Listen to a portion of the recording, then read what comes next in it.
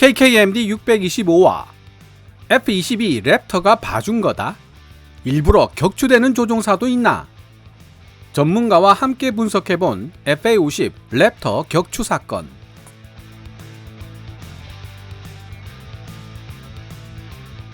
최근 필리핀 공군 제5전투비행단 방공사령부가 공식적으로 발간하는 매체 The Fighters Journal에 매우 흥미로운 기사 하나가 실렸고, 이 내용이 페이스북에 공개되면서 많은 사람들의 입에 회자되기 시작했습니다. 필리핀 공군이 운용하고 있는 경전투기 FA-50PH가 모의 공중전 훈련을 하던 도중 미국이 자랑하는 최강의 5세대 스텔스 전투기 F-22 랩터 한 대를 모의 격추하는 데 성공했다는 내용이었습니다. 공신력 있는 해외 항공 전문지 에비에이션 위크를 비롯한 여러 해외 매체들이 이 소식을 다루고 있었습니다만, 좀 더 다양한 의견을 보고 싶었던 저는 미국의 컨텐츠 평가 및 토론 웹사이트인 레딧에 관련된 내용이 있는지 찾아보았습니다. 아니나 다를까 레딧에는 벌써 이 뉴스에 대한 해외 네티즌들의 다양한 의견이 올라와 있었습니다. 객관적으로 생각해보면 대한민국이 개발한 경전투기 FA-50PH가 우주인을 고문해서 만들어낸 전투기라는 평가를 받고 있는 최강의 전투기 F-22 랩터를 격추시켰다는 이야기를 믿기 어려운 것이 사실입니다.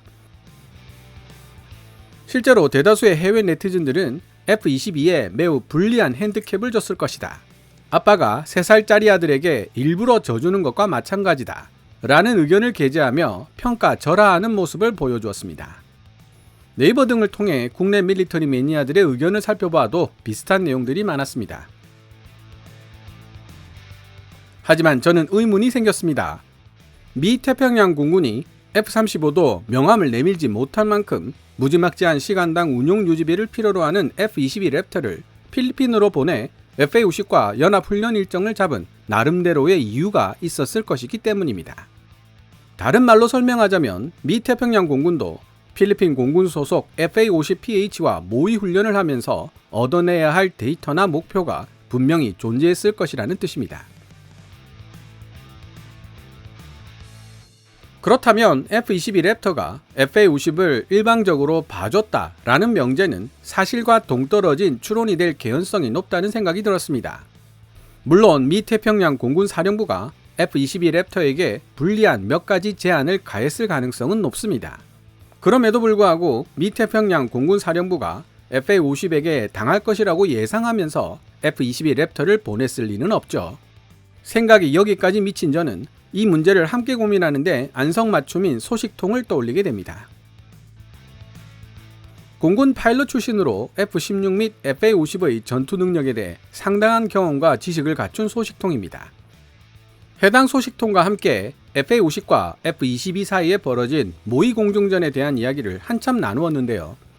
그 이야기는 필리핀 공군 제5전투비행단 방공사령부가 The Fighters Journal에 게재한 기사를 번역해본 뒤 계속 이어나가 보도록 하겠습니다. 기사 원문은 노란색 글자로 표시됩니다.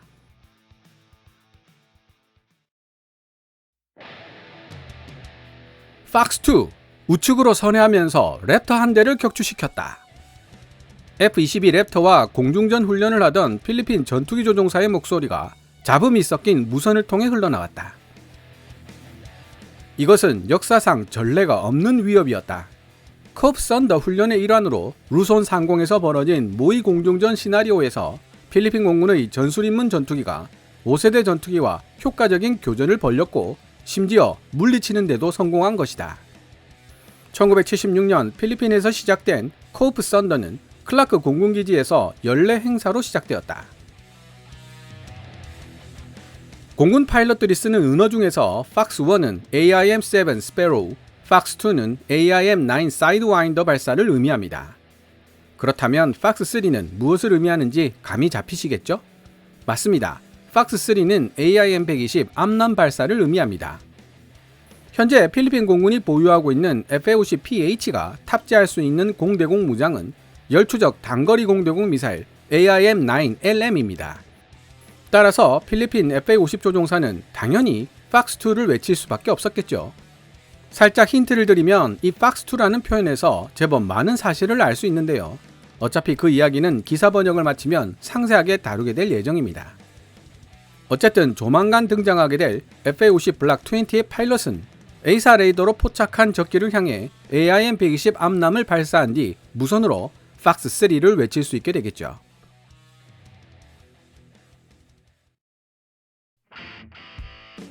그러나 1991년 피나투보 화산 폭발로 클라크 공군기지가 큰 피해를 입으면서 코프 썬더 훈련은 중지되어야만 했다. 1992년에 알래스카 알슨 공군기지에 새로운 보금자리를 마련했고 여러 변화를 겪으며 오늘날의 레드 플랙 알래스카 훈련으로 발전하게 된 것이다.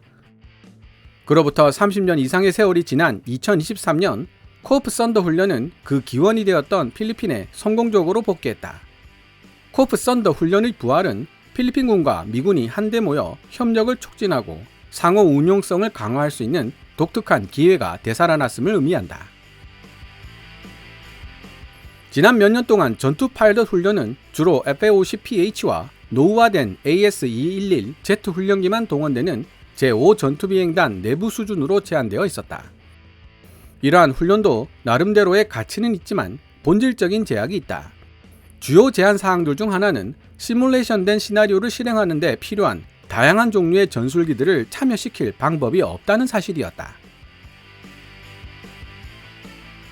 우리 전투기 조종사들은 다른 종류의 전술기와 복잡한 무선 교신이 어지러이 오고 가는 실전 같은 훈련 환경을 간절히 기대해왔다.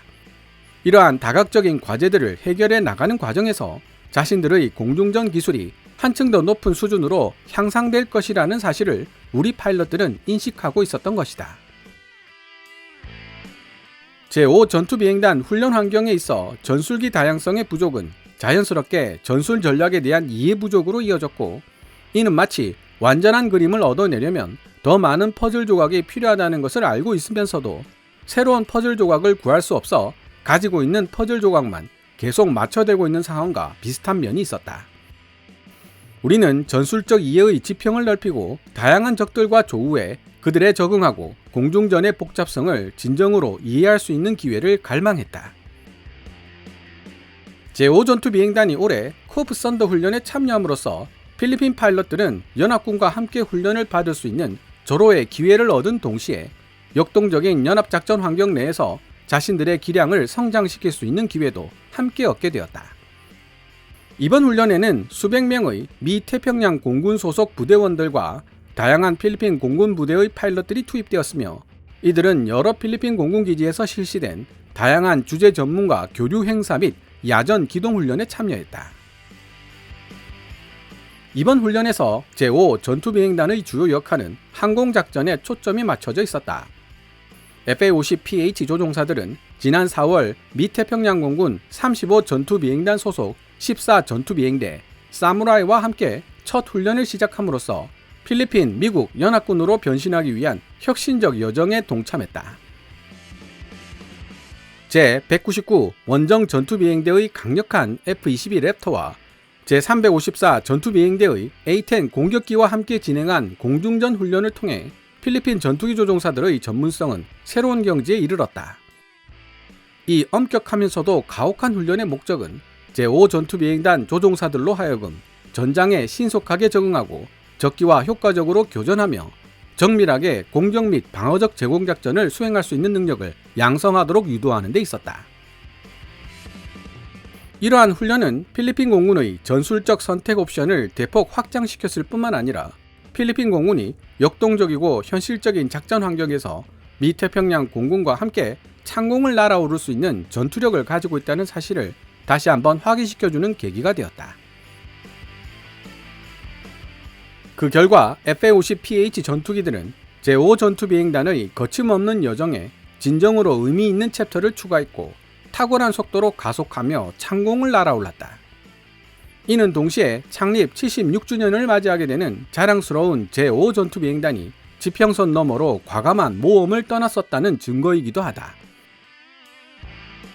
이전에는 기본을 바탕으로 실력을 연마했었다면 이제 필리핀 전투기 조종사들은 최고 중의 최고들과 함께 자신감 넘치는 태도로 하늘을 공략하고 있다. 한때 그들의 공중전 전술은 매뉴얼 페이지에 국한되어 있었지만 이제 5세대 전투기들이 사용하는 전술에 대해서도 매끄럽게 적응할 수 있는 능력을 지니게 되었다. 기본 전투기 기동을 통한 유효 격추를 확보하기 위해 고군분투하던 필리핀 전투기 조종사들은 그동안 먼 길을 걸어왔다. 이제 그들은 Fox 2 Splash 1 Bandit, 적기 한 대 격추라는 승리의 말과 함께 5세대 전투기도 쓰러뜨릴 수 있게 된 것이다.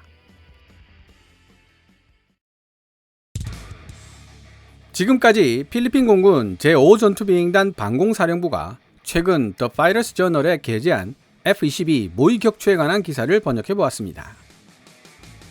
공군 파일럿 출신 소식통에게 제일 먼저 질문했던 내용은 해외 밀리터리 매니아들이 주장하고 있는 것처럼 정말로 아빠가 3살짜리 아들에게 져주듯이 F-22 랩터가 FA-50에게 양보해줬을 가능성에 대한 것이었습니다.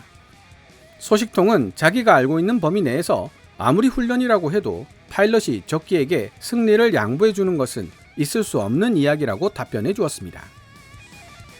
핸디캡이 있었다고는 해도 경전투기인 FA-50PH에게 F-22 격추 마크를 달아주게 되었으니 일단 F-22 파일럿에게 매우 치욕스러운 경험이 될 수밖에 없으며 왜, 무엇 때문에 격추 판정을 받게 되었는지에 대해 상세한 반성문을 써내면서 머리를 조아려야 할 만큼 질책받을 사유가 된다고 설명해 주었습니다. 시계외 공중전 BBR 능력이 배제되어 있는 FA-50PH인 만큼 모의 훈련은 근접 공중전이라는 전제하에서 진행될 수밖에 없었습니다.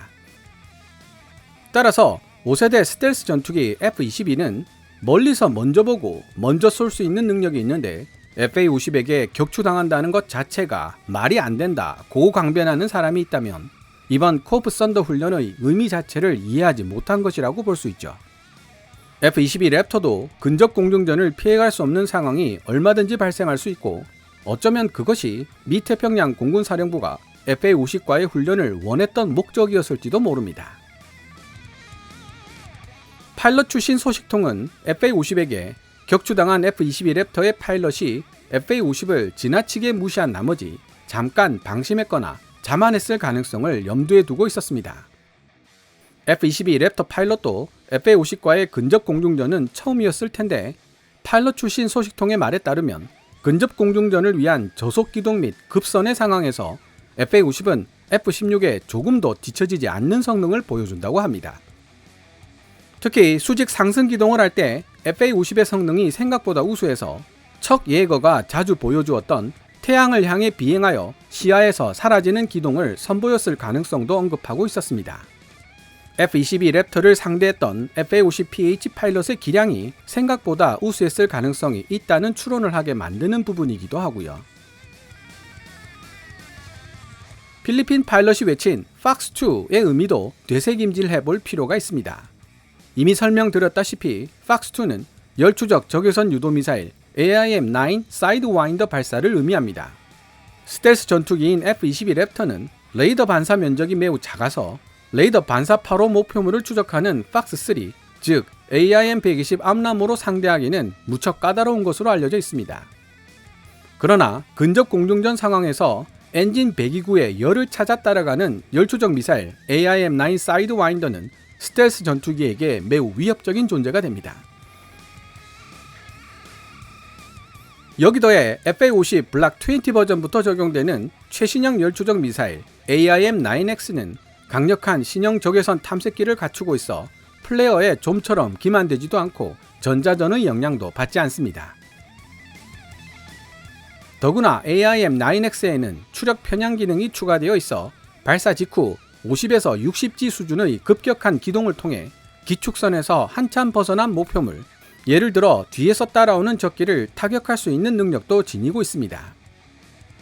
결론적으로 세계 최강의 스텔스 전투기 F-22 랩터라도 근접 공중전 상황으로 몰리고 FA-50 블락 20에게 후방 접근을 허용하게 된다면 엔진 배기구에 열을 따라 쫓아오는 AIM-9X의 먹이가 될 가능성도 충분히 있다는 의미가 됩니다. 실제로 필리핀 공군이 AIM-9LM형으로 결과를 보여주기도 했고요. 한 가지 덧붙이자면 FA-50 블락 20부터는 고개를 돌려 적기를 바라보기만 해도 록온이 되는 헬멧 장착형 영상 표식이 HMD가 적용된다는 사실도 잊으시면 안 됩니다. The Fighters Journal이 제공한 사진을 보면 깔때기라고 번역되는 퍼널 안에 F-22 랩터가 포착되어 있는 모습이 선명하게 보이는데요. 기사에서는 팍스2 상황으로 설명되고 있지만 소식통은 제공된 사진으로 봤을 때 공대공 발사 모드가 아닌 기총 발사 모드인 것으로 보인다고 설명했습니다. 아마도 보안상 이유로 공대공 발사 모드 사진은 제공하지 않은 것으로 보이는데 기총 발사 모드에서도 속도와 고도 부분은 검은색으로 가려져 있어 공격 기동 중에 조준된 것인지 방어 기동 중에 조준된 것인지 판단하기는 어렵다고 덧붙였습니다. 어쨌든 이런 상황이라면 팍스2가 아닌 기총 사격으로 F-22 랩터가 격추되는 경우의 수도 생각할 수 있다고 소식통은 언급했습니다. 그럼 여기서 오늘 이야기를 한번 정리해 보겠습니다. 일반적인 상황에서 F-22 랩터와 FA-52 적기로 조우한다면 강력한 스텔스 기능과 상황 인식 능력을 앞세운 랩터가 시계 외 공중전 BBR로 FA-50을 압도할 가능성이 매우 높습니다. 하지만 근접 공중전 상황에서 F-22 랩터와 FA-50이 적기로 조우한다면 시계 외 공중전 상황과는 달리 F-22 랩터도 압도적인 승리를 자신할 수 없으며 의외의 손실을 입을 가능성도 염두에 두어야 한다는 이야기가 됩니다. 다른 말로 표현하면 FA-50을 상대하는 F-22 랩터는 어떻게든 시계 외 공중전 상황으로 몰고 가야 한다는 의미가 되고, 반대로 F-22 랩터를 상대하는 FA-50 입장에서는 어떻게든 근접 공중전 상황으로 만들어야 조금이라도 승산을 높일 수 있다는 뜻이 되겠습니다. 여기서 한 가지 생각해 봅시다. 모든 스텔스 전투기들은 정면에서 다가오는 레이더 파에는 강점을 보여주지만 측면이나 후방에서 날아오는 레이더 파에는 의외로 높은 반사 면적을 보여준다는 약점이 있습니다.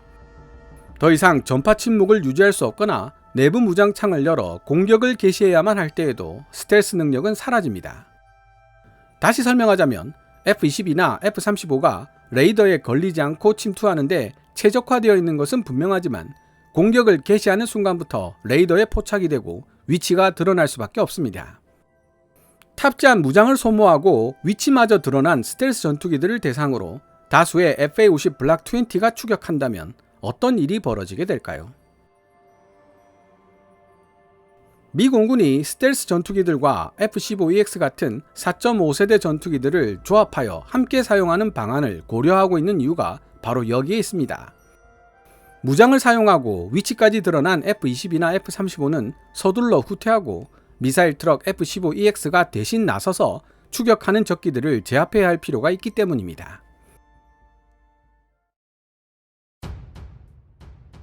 마지막으로 공군 파일럿 출신의 소식통은 필리핀 공군 FA-50PH가 F-22 랩터를 격추시킨 덕분에 본의 아니게 엄청난 홍보 효과를 발생시키고 있다고 지적하고 있습니다. 비록 핸디캡은 있었지만 최강의 스텔스 전투기라고 불리는 F-22 랩터에게 한 방 먹일 정도의 전투력을 지닌 FA-50이 스텔스 능력이 없는 전투기들을 상대로 한다면 어떤 위력을 발휘할 수 있을지 계산이 나오니까요. 2023 아덱스 전시장에서 AIM-120 암람이 통합된 FA-50 블락 20의 등장이 얼마 남지 않았다는 소식을 관계자를 통해 접했습니다. 후방 좌석 개조 및 300갤런 연료 탱크의 도입으로 작전 반경을 20% 증가시키고 A사 레이더와 HMD 그리고 AIM-9X 등이 통합된 FA-50 블락 20의 가격이 대략 500에서 600억대로 점쳐지고 있습니다. 최신형 F-16 블락 70, 72 가격이 1천억에 가깝고 FA-50의 시간당 운용 유지비도 최신형 F-16의 절반에도 미치지 못한다는 점을 고려해보면 FA-50 블락 20의 가성비는 매우 인상 깊습니다. 이미 전해드렸지만 필리핀은 다목적 전투기로 스웨덴 사브의 그리펜 대신 FA-50 블락 20를 다수 도입하는 사안을 진지하게 고려 중인 것으로 알려지고 있습니다. 필리핀 제5 전투비행단 소속 FA-50PH가 F-22 랩터를 격추시켰던 사건도 어쩌면 필리핀 정부의 변심에 영향을 미쳤을지도 모르겠다는 생각이 들었습니다. 카이 소식통을 통해 입수한 정보 역시 FA-50 블락 20에 대한 세계 각국의 관심이 지대하며 앞으로 추가 수출 및 개량 사업이 줄을 이을 것임을 암시하고 있었습니다. 오늘 KKMD에서 준비한 내용은 여기까지입니다. 시청자 여러분들의 좋아요와 구독 그리고 광고 시청은 KKMD의 미래를 위한 양식이 됩니다. 후원 멤버 및 슈퍼땡스로 후원해주시는 고마운 분들의 댓글은 항상 감사한 마음으로 챙겨 읽고 있습니다. 방송되었던 내용들은 KKMD 공식 블로그에서도 만나보실 수 있으니 구글이나 네이버 검색창에서 KKMD를 검색해 보시기 바랍니다. 지금까지 시청해 주셔서 감사합니다. 케빈스 밀리터리 채널 KKMD